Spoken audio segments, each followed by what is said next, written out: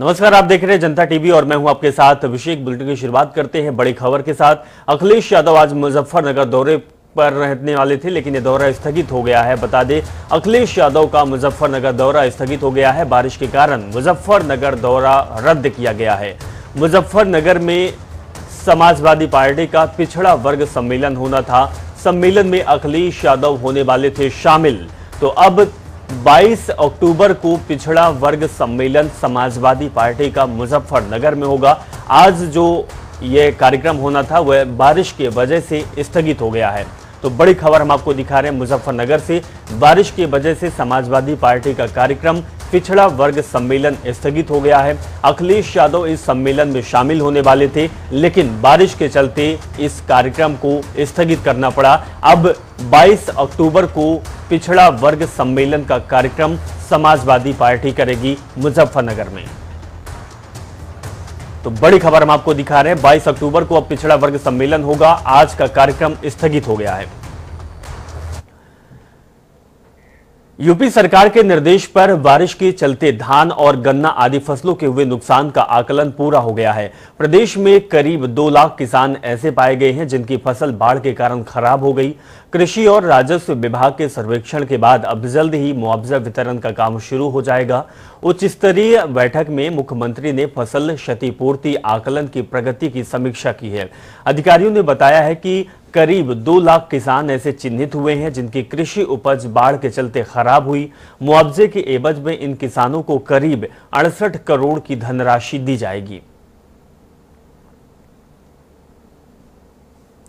तो बता दें कि उत्तर प्रदेश के कई जिलों में भारी बारिश का सिलसिला जारी है। बारिश की वजह से किसानों की फसल चौपट हुई है, जिसके अब मुआवजे का ऐलान सरकार द्वारा किया गया है। कुछ ही दिनों बाद मुआवजा दिया जाएगा।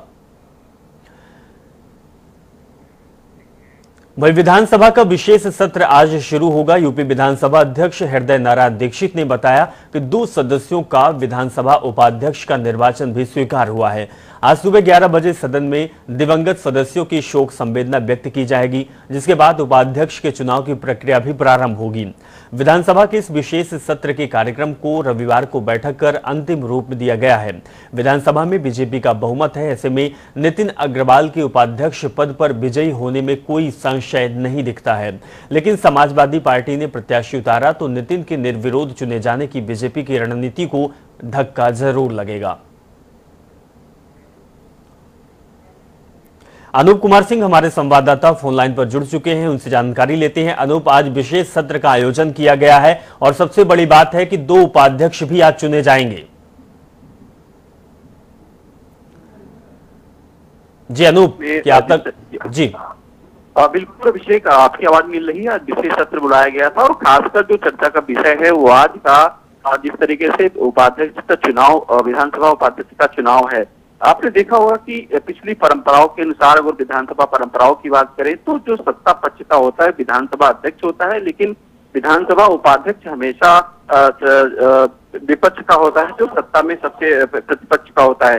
तो ऐसे में समाजवादी पार्टी समझती है कि विपक्ष यानी समाजवादी पार्टी का होना चाहिए। तो यही वजह है क्योंकि नितिन अग्रवाल हालांकि समाजवादी पार्टी के विधायक हैं, अब इस समय वो बीजेपी में शामिल हो चुके हैं, बीजेपी के दल में हैं। इसी वजह से बीजेपी विपक्ष के नाते बीजेपी ने क्या किया है, बीजेपी ने नितिन अग्रवाल को मैदान में उतार दिया है। जिस तरीके से समाजवादी पार्टी ने नरेंद्र वर्मा को मैदान में उतारा है, हालांकि इस पे लगातार विरोध हो रहा है, चाहे कांग्रेस की बात करें या समाजवादी पार्टी की बात करें, सरकार पर या संगठन पर लगातार आरोप लगा रही कि नियम विरुद्ध काम किए जा रहे हैं। अब ये देखना होगा कि हालांकि सत्ता पक्ष के पास बहुमत ज्यादा है और समाजवादी पार्टी के पास बहुमत कम है। अभी कोशिश समाजवादी पार्टी जरूर करेगी कि उसका चाहे बीएसपी की बात करें या फिर कांग्रेस की बात करें, उसको सपोर्ट करें और कहीं न कहीं जो विपक्ष का जो हमेशा रीति रिवाज रहा है कि जो उपाध्यक्ष होता है विपक्ष का होता है, बाद नरेंद्र वर्मा को वहां से विजयी बनाया जाए। लेकिन जिस तरीके से माहौल है यहाँ का, अभिषेक, जिस तरीके से तैयारियां हुई, 11 बजे से वोटिंग पड़ना शुरू हो जाएगा जी। तो कहीं ना कहीं जिस तरीके से संख्या बल की जो हम लोग बात कर रहे थे वो बीजेपी के पास ज्यादा है, तो ऐसे में उम्मीद जताई जा रही कि नितिन अग्रवाल को ही उपाध्यक्ष मुझे लगता है यहाँ पर निर्वाचित होंगे। ये फिलहाल हालांकि चुनाव का जो परिणाम होगा वही तय करेगा कि उत्तर प्रदेश विधानसभा उपाध्यक्ष पद की जिम्मेदारी किसको कौन जीत कर हासिल करेगा। जी बिल्कुल अनूप जी, तो कुछ समय बाद ही ये क्लियर भी हो जाएगा। बहुत बहुत शुक्रिया अनूप जी हमारे साथ जुड़ने के लिए, जानकारी साझा करने के लिए। आप हमारे साथ बने रहिए।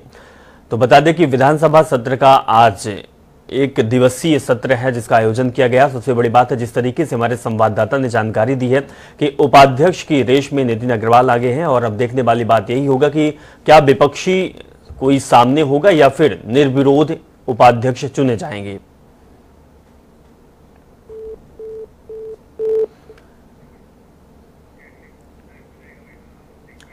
वहीं उत्तर प्रदेश में विधानसभा उपाध्यक्ष के चुनाव के लिए आज होने वाले विधानसभा सत्र के कार्यक्रम को अंतिम रूप दे दिया गया है। रविवार को विधान भवन में विधानसभा अध्यक्ष हृदय नारायण दीक्षित की अध्यक्षता में हुई सदन की कार्य मंत्रणा समिति की बैठक में एक दिवसीय सत्र के कार्यक्रम पर मुहर लग गई है। विधानसभा अध्यक्ष ने विश्वास जताया है कि सदन की कार्यवाही को सुगमता पूर्वक चलाया जा सकेगा। सदन में सार गंभीर और गुणवत्तापूर्ण चर्चा के लिए सभी का सहयोग अपेक्षित है। विधानसभा अध्यक्ष हृदय नारायण दीक्षित ने बताया कि कार्य मंत्रणा समिति की बैठक में विधानसभा सत्र के दौरान विधानसभा उपाध्यक्ष का निर्वाचन स्वीकार होगा। उपाध्यक्ष पद के लिए नितिन अग्रवाल और नरेंद्र सिंह वर्मा ने अपना नामांकन दाखिल कराया है।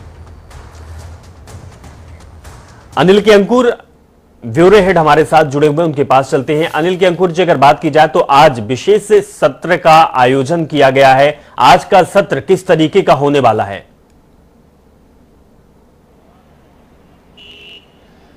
देखिए, सबसे बड़ी बात है कि आज का सत्र बहुत हंगामेदार हुआ, क्योंकि जिस तरीके से सत्ता पक्ष ने गतिविधियां की हैं वो निश्चित रूप से जो विपक्ष है इसे कतई बर्दाश्त नहीं करेगा। क्योंकि कल हमें याद है कि कल जो अखिलेश यादव प्रेस कॉन्फ्रेंस कर रहे थे तो अखिलेश यादव ने खुले तौर पर कहा था कि भारतीय जनता पार्टी जो जिस तरीके से सदन आहूत कर रही है और उनकी पार्टी के वो सदस्य नितिन अग्रवाल अभी जो लिखा पढ़ी में है, नितिन अग्रवाल अभी समाजवादी पार्टी के विधायक हैं जिनको भारतीय जनता पार्टी ने अपने प्रत्याशी के रूप में उतारा है। क्योंकि नितिन अग्रवाल बहुत लंबे समय से मतलब सपा से नाराज होकर के भाजपा के खेमे में विधान भवन के अंदर बैठते थे और ये जाहिर सी बात है क्योंकि नरेश अग्रवाल जिनके पिताजी हैं ये भी पुराने राजनेता रहे हैं और तो मतलब परंपरागत तरीके से सीट उनके पास रही है। तो अब किस तरीके से ये विधानसभा का जो उप नेता है मतलब विधानसभा में उपाध्यक्ष का जो पद है किस तरीके हटाने की कोशिश की जा रही है, इसको लेकर के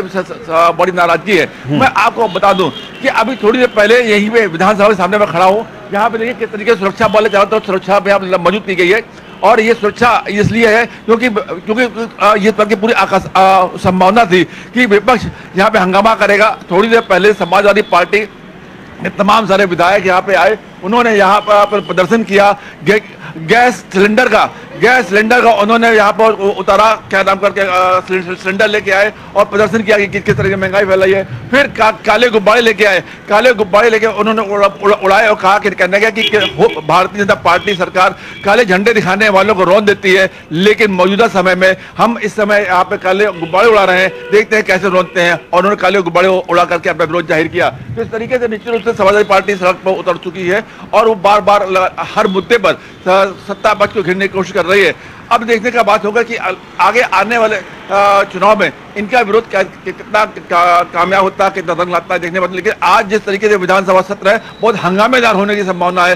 तो पूरा समूचा विपक्ष इसकी तैयारी में है, कांग्रेस भी तैयारी में हो के आई है। बहुजन समाज पार्टी के नेता अपने मुखिया जो बहुजन समाज पार्टी की जो सुप्रीमो है मायावती, उनके संकेतों का वेट करते हैं आज सुबह तक। उन्होंने क्या दिशा निर्देश दिए वो आज सदन में दिखाई देगा। अब देखने की बात ये होगी कि किस तरीके से जो वोट हैं वो तब्दील होते हैं। जी अनिल के अंकुर जी, अगर बात की जाए तो आज उपाध्यक्ष भी चुने जाएंगे विधानसभा के अंदर ही। और दूसरी बात, जो ये विधानसभा सत्र बुलाया गया है इसमें से पहले ही जो विधानसभा अध्यक्ष है उन्होंने कहा है कि सबके सहयोग की जरूरत है, गुणवत्तापूर्ण विधानसभा सत्र होना चाहिए। हम आपसे जानना और समझना चाहेंगे कि आज के सत्र में क्या कुछ खास होने वाला है? विपक्ष हंगामा कर सकता है, लेकिन मुद्दे ऐसे कौन होंगे जो कि सत्र में उठाए जाएंगे और सत्र का बुलाने का मकसद क्या होगा? देखिए, सबसे बड़ी बात है कि एक तो जो सबसे बड़ा मुद्दा है वो उपचुनाव का है, जैसा वो विधानसभा उपाध्यक्ष चुनाव का है, जैसा कि आपने बताया हुआ है। इसके अलावा तमाम और बिंदु हैं जिनकी कार्यसूची जारी हो चुकी है। उसमें एक तो है नगर निगम किराएदारी अधिनियम है, उसके अलावा नगर निगम संपत्ति अधिनियम है, और जो आपका जो विंध्याचल है, विंध्याचल तीर्थाटन का है, चित्रकूट तीर्थाटन का है, और इसके अलावा तमाम विश्वविद्यालय से संबंधित है। यानी कि आप तमाम विकास कार्यों को लेकर भी बजट लाया जा रहा है, क्योंकि मुझे जो पिछले दिनों जो बजट आया था अनुपूरक बजट को ऐलान करने के लिए ये बजट है। और एक दिन के सत्र में आप क्या फैसला करेंगे, क्या बहस करेंगे, किन प्रस्ताव में बात हो सकेगी। तो सरकार उन्हीं मुद्दों को लेकर आ रही है जिनसे उनको आगे आने वाले कार्यों में काम करने में सहूलियत हो। चलिए, बहुत बहुत शुक्रिया अनिल के अंकुर जी, तमाम जानकारी आपने साझा की। तो आज जो बता दें कि विधानसभा के 1 दिवसीय सत्र है और इसके बाद क्या कुछ होता है ये हम आपको दिखाएंगे। अब अगली खबर का रुख करते हैं। 3 कृषि कानूनों के खिलाफ चल रहे किसान आंदोलन में संयुक्त किसान मोर्चा ने आज देश भर में रेल रोको आंदोलन का आह्वान किया है। इसके तहत आज देश भर में रेल पटरियों पर धरना प्रदर्शन कर ट्रेन रोकी जा रही है। हालांकि किसान संगठनों ने आज के रेल रोको आंदोलन के लिए पहले से ऐलान कर रखा था, लेकिन रविवार को रोहतक में किसान नेता गुरमान सिंह चंडूनी ने कहा है कि सभी किसान भाई स्टेशनों के पास जाकर ट्रेन रोकें। उन्होंने कहा कि तीनों कृषि कानूनों को रद्द कराने, एमएसपी पर फसलों की खरीद की गारंटी का कानून बनवाने और लखीमपुर खीरी हत्याकांड में गृह राज्य मंत्री अजय मिश्रा की गिरफ्तारी की मांग को लेकर रेल रोको आंदोलन बुलाया गया है। आंदोलन के चलते रेल यात्रियों को भारी दिक्कतों का सामना भी करना पड़ सकता है। तो इस खबर पे अलग अलग जगहों से हमारे संवाददाता जुड़े हुए हैं। गाजियाबाद से हैदर अली जुड़े हुए हैं, मुजफ्फरनगर से पवन अग्रवाल और हरिद्वार से विकास खरे भी जुड़े हुए हैं। सबसे पहले हम गाजियाबाद चलते हैं। अगर बात की जाए हैदर अली, तो गाजियाबाद का क्या माहौल है, क्योंकि आज पूरे देश में रेल रोको अभियान किसानों के द्वारा चलाया जा रहा है। देखिए अभिषेक, अगर गाजियाबाद की बात की जाए तो भारी बारिश के कारण जो प्रोग्राम इनका 10 बजे का रखा गया था रेल रोको आंदोलन का, वो कहीं ना कहीं स्थगित होता हुआ दिखाई दे रहा है। क्योंकि अभी तक जो जानकारी मिली है, क्योंकि किसान जो है बारिश की वजह से इकट्ठा नहीं हो पाए थे, एकत्रित नहीं हो पाए थे, अब उनका टाइम उन्हें लग रहा है। उसके बाद ये मोदी नगर का रेलवे स्टेशन है, इसके अंदर जाकर के रेल रोको आंदोलन की शुरुआत करेंगे। मैं आपको अभिषेक एक बात बता दूं कि लखीमपुर खीरी में जो किसानों के साथ व्यवस्था हुई थी, वहीं पर काफी टिकट के द्वारा ऐलान कर दिया गया था, जिसमें आज संयुक्त किसान मोर्चा और भारतीय किसान यूनियन के जिला अध्यक्ष जो है वो जिला स्तर पर हर रेल रोको आंदोलन का भाग ले रहे हैं। और कहीं ना कहीं गाजियाबाद में अभी यह कहीं ना कहीं डिले होता हुआ दिखाई दे रहा है बारिश के कारण। जी अभिषेक। जी बिल्कुल हैदर अली, तो तस्वीर में हम दर्शकों को दिखा रहे हैं कि किस तरीके से जो आंदोलन के लोग हैं, किसान हैं, वो सड़कों पर बैठे हुए हैं, रेल लाइन पर बैठे हुए हैं और आंदोलन को सफल बनाने की कोशिश में है। हरिद्वार चलते हैं, विकास खरे जुड़े हुए हैं। विकास, अगर बात की जाए तो उत्तराखंड में किस तरीके की तस्वीर दिखाई दे रही है और जो रेल रोको आंदोलन चल रहा है, इसका कितना प्रभाव उत्तराखंड और हरिद्वार में है? बिल्कुल अभिषेक, आपको बता दें लखीमपुर कांड के बाद जिस तरह से जो किसानों की हत्या हुई है, तो कहने के जो उनके दोषी उनकी गिरफ्तारी को लेकर आज किसान उत्तराखंड के हरिद्वार में लौट रहे हैं। और बात की जाए तो आज किसान वहां पर रेल रोको आंदोलन फिलहाल उनका जो है शुरू हो चुका है। हालांकि उत्तराखंड में जिस तरह से मौसम पूरी तरह से 2 दिन से खराब है, लेकिन खराब मौसम के चलते किसान वहां पर एकत्रित हो रहा है। किसान संयुक्त मोर्चा वहां पर जो है आज धरना देगा पटरी पर बैठकर। तो कहीं ना कहीं आज जो यात्री है उनको भी भारी दिक्कत का सामना करना पड़ सकता है। लेकिन आज जिस तरह से जो किसान एकत्रित हुए, तो कहीं ना कहीं आज जिस तरह का विरोध किसानों के द्वारा किया जाएगा, आज जो है लुंड्रा में जो पटरी पर बैठकर आज वो अपना विरोध प्रदर्शन कर रहे हैं। कहीं ना कहीं जो दोषी है लखीमपुरी कांड जो किसानों की हत्या के, उनका आज जो है लगातार उनका प्रदर्शन आज जारी रहेगा। अभिषेक। जी बिल्कुल विकास, मुजफ्फरनगर चलते हैं। पवन अग्रवाल हमारे संवाददाता जुड़े हुए हैं। पवन जी, अगर बात की जाए, मुजफ्फरनगर को किसानों की राजधानी कही जाती है। किसान किस तरीके से सक्रिय दिखाई दे रहे हैं मुजफ्फरनगर में, और जो आज आंदोलन किसान कर रहे हैं उसका कितना प्रभाव मुजफ्फरनगर में है, और मुजफ्फरनगर के किसानों का क्या कहना है इस आंदोलन के बारे में? और ये अभिषेक मैं बता दूं, ये मुजफ्फरनगर किसान राजधानी है और यहाँ पर जो बाबा महेंद्र सिंह टिकैत हुए सिसोली में पैदा हुए थे और वो किसान राजधानी बोली जाती है। लेकिन अभिषेक मैं बता दूं, कल यहाँ पर चौधरी नरेश टिकैत जो राष्ट्रीय अध्यक्ष है किसान यूनियन के, उन्होंने पंचायत की थी। पंचायत में ये कहा था कि कल रेल रोको आंदोलन है 18 तारीख को, और सभी किसान मंसूरपुर रेलवे स्टेशन और खतौली रेलवे स्टेशन, जनपद मुजफ्फरनगर के 2 बड़े रेलवे स्टेशन है जो दिल्ली एनसीआर को जोड़ते हैं, उत्तराखंड और राजस्थान पंजाब को जोड़ते हैं। उन्होंने कहा था कि कल दोनों जगह रेलवे स्टेशन पर रेल रोको आंदोलन होगा, सभी पदाधिकारी कार्यकर्ता संयुक्त तरीके से रेल रोको आंदोलन में भाग ले। उसी को देखते हुए पुलिस प्रशासन ने पूरी सुरक्षा व्यवस्था की गई है, सीआरपीएफ लगाई गई है, और दोनों जगह, एक जगह एसपी सिटी मोर्चा संभाले हुए है, एक जगह सीओ खतौली मोर्चा संभाले हुए है। दोनों जो रेलवे स्टेशन है वो एक सीओ सर्किल है खतौली, दोनों उसी रेलवे स्टेशन पर ये रेल रोको आंदोलन चल रहा है, और धीरे धीरे किसान भी यहाँ आने शुरू हो गए हैं अभी तक, और लगातार यहाँ पुलिस सुरक्षा व्यवस्था बनी है। और ये मुजफ्फरनगर से जो किसान राजधानी बोली जाती है, ये सबसे ज्यादा जो होता है, चाहे कुछ भी कोई भी घटना हो जाए या कुछ भी, चाहे बारिश आंधी तूफान आए, किसान घरों से निकलकर अपना आंदोलन प्रदर्शन जरूर करता है, भले ही वो संख्या कम हो जाए अभी तक। बिल्कुल। चलिए पवन, बहुत बहुत शुक्रिया जानकारी साझा करने के लिए। तो तस्वीर भी हम आपको दिखा रहे थे, और इससे पहले हमारे संवाददाता ने जानकारी भी दी है कि बारिश की वजह से हो सकता है कुछ असर कम हो। अब अगली खबर का रुख करते हैं। उत्तर प्रदेश के कई जिलों में अचानक मौसम का मिजाज बदल गया है। गरज और हवा के साथ बारिश शुरू हो गई है। प्रदेश के कई जिलों में रुक रुक कर बारिश का क्रम दिन भर जारी रहा। बारिश से तापमान में गिरावट आई है और ठंड का भी एहसास होने लगा है। हवा के साथ हुई बारिश के कारण धान की पकी और कटी फसल को नुकसान पहुंचा। कई स्थानों में जलभराव की स्थिति बनी रही।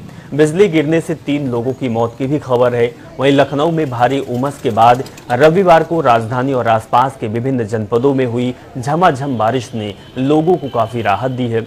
मौसम विभाग के अनुसार अगले 48 घंटे तक लखनऊ समेत आसपास और पूर्वी और पश्चिमी उत्तर प्रदेश में बारिश की संभावना बनी रहेगी। इसमें लखनऊ के मध्यम और पश्चिमी उत्तर प्रदेश में भारी बारिश होने के अनुमान लगाया जा रहा है।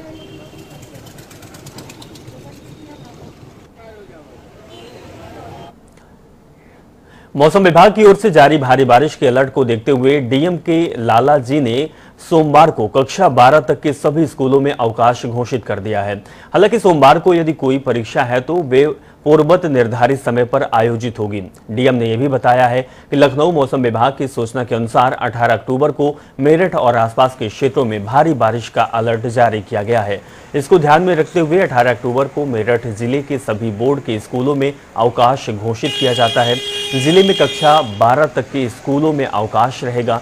शिक्षा विभाग के अधिकारियों को आदेश का अनुपालन कराने को कहा गया है। डीएम ने यह भी कहा है स्पष्ट तौर पर कि यदि कोई परीक्षा पूर्व निर्धारित है तो वे अपने निर्धारित कार्यक्रम के अनुसार होगी।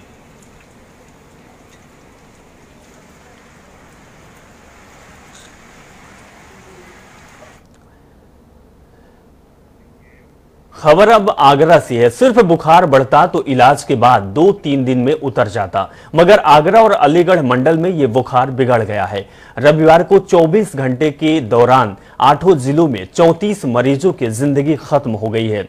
इन जिलों में बुखार से मरने वालों की संख्या 944 पहुंच गई। चिंता की बात तो ये है कि मृतकों में 426 बच्चे शामिल हैं। हालांकि स्वास्थ्य विभाग का आधिकारिक आंकड़ा इससे काफी कम है।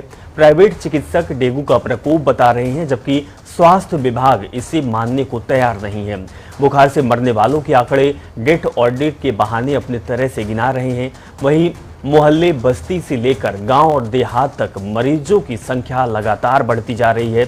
इससे इतर बुखार का शिकंजा लगातार कसता भी जा रहा है। कोई अस्पताल में दम तोड़ रहा है तो कोई किसी की सांस अस्पताल ले जाते समय रास्ते में ही टूट रही है।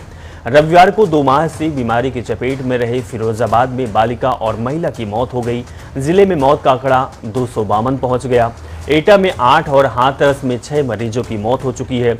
आगरा और अलीगढ़ में भी 6 मरीजों ने दम तोड़ दिया है।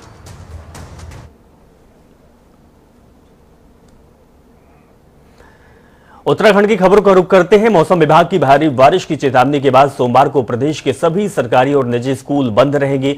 पश्चिमी विक्षोभ और दक्षिणी पूर्वी हवाओं की सक्रियता के चलते मौसम के बदले मिजाज की वजह से अगले 24 घंटे में भारी से बहुत भारी बारिश की संभावना जताई गई है। मौसम विभाग ने 60 से 70 किलोमीटर प्रति घंटे की रफ्तार से तेज हवाएं चलने की चेतावनी दी है। वहीं आपदा से निपटने को लेकर जिला प्रशासन ने भी तैयारियां पूरी कर ली है। जिलाधिकारी ने कहा है कि किसी भी आपदा की स्थिति में सूचनाओं का आदान प्रदान तत्काल किया जाए ताकि संबंधित विभागों के अधिकारी तत्काल मौके पर पहुंच जाएं।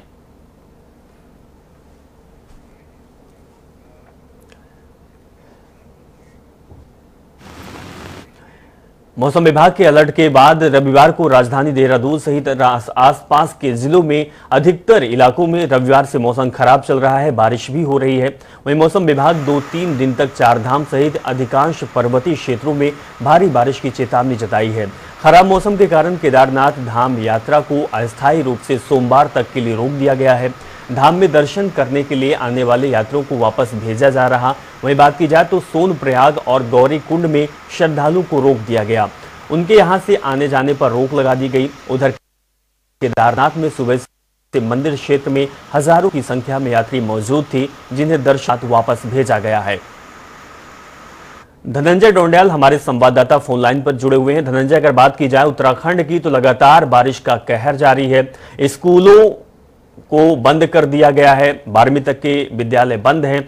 अधिकारियों को निर्देश दिया गया, साथ में चार धाम यात्रा पर भी इसका खासा प्रभाव पड़ रहा है। यात्रा को आज रोक दिया गया है। धनंजय, देखिए निश्चित तौर पर जिस तरीके उत्तराखंड की हम बात करते हैं, क्योंकि देखिए दूरस्थ क्षेत्र की हम बात करते हैं, तो जिस तरीके से मौसम विभाग ने अलर्ट जारी किया, उसके बाद मुख्यमंत्री पुष्कर सिंह धामी खुद उन्होंने कल जो है जो आर सिंधु जो मुख्य सचिव है जिनसे उन्हें बुलाकर एक बैठक की है, उसके बाद उन्होंने जो अलर्ट जारी हुआ उसके बाद उन्होंने कहा है कि जो तमाम जो 13 जिले को अलर्ट पे रखा गया। खासकर चार धाम की बात करते, चार धाम में आने वाले जो श्रद्धालु हैं उनको मुख्यमंत्री ने उनसे अपील की है कि आप जो 17, 18, 19 यानी आज और कल 2 दिन जो यात्रा है, यात्रा पर ना जाएं, कोई दिक्कत का सामना ना हो। और यदि एसडीआरएफ एनडीआरएफ की बात करते हैं तो एसडीआरएफ की जो टीम है वहाँ लगी हुई है। एनडीआरएफ की बात करते हैं 19 टुकड़ियां 29 टुकड़ियां जो है एनडीआरएफ इस समय यहाँ पर काम कर रही है। जिला प्रशासन की बात करें,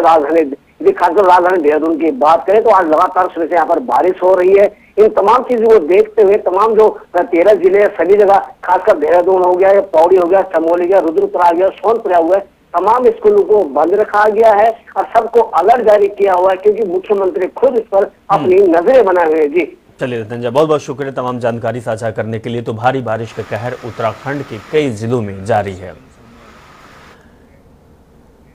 कांग्रेस के कद्दावर नेता रहे पूर्व सीएम स्वर्गीय नारायण दत्त तिवारी के सम्मान की गूंज भले ही देर से सुनाई दी, लेकिन चुनावी साल में मुख्यमंत्री पुष्कर सिंह धामी ने पंतनगर औद्योगिक क्षेत्र को स्वर्गीय तिवारी के नाम पर रखने की घोषणा सियासी परिपाटी बदली है।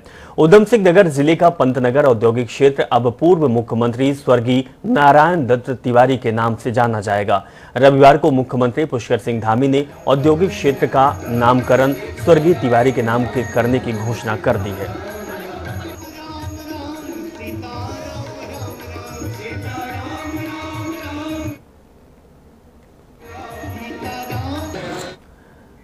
तो पंडित नारायण दत्त तिवारी की जयंती और पुण्यतिथि पर आज कांग्रेस की ओर से स्मृति यात्रा का आयोजन किया जाएगा। यात्रा कैंप कार्यालय पॉलीशीट काठ गोदाम से शुरू होकर स्वराज आश्रम पहुंचेगी, जिसमें पूर्व मुख्यमंत्री हरीश रावत, प्रदेश अध्यक्ष गणेश गोदियाल और कांग्रेस पार्टी के बड़े नेता भी इस कार्यक्रम में शामिल होंगे। इसके साथ ही कांग्रेस पार्टी के द्वारा कोरोना वॉरियर्स को आज सम्मान भी दिया जाएगा।